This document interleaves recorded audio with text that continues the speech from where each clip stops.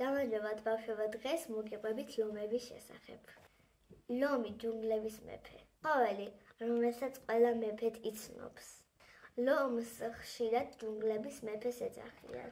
მაგრამ იცით რა? სინამდვილეში ლომები ჯუნგლებში კი არა, ბუჩქნარებსა და მინდორში ცხოვრობენ, ძირითადად აფრიკაში. ლომებს დიდი ბრჭყალები და ძლიერი კბილები აქვთ. ისინი ჭკვიანი მონადირეები არიან. მამრ ლომს დიდი ფაფარი ამშვენებს. ეს ფაფარი მას უფრო საშიშ და ძლიერს აჩენს. ლომები ერთად ცხოვრობენ ჯგუფში, რომელსაც პირადი ჰქვია. პირადში დედა ლომები მონადირეობენ, მამრი კი მათ იცავს. ლომა შეიძლება დღეში 20 საათი წიძინოს. ნამდვილი ზარმაცი მეფეა, ხო? იცით თუ არა, რომ ლომის ღრიალი 8 კილომეტრზეც კი ისმის. მის ხმაზე ყველა ცხოველი შორს გარბის.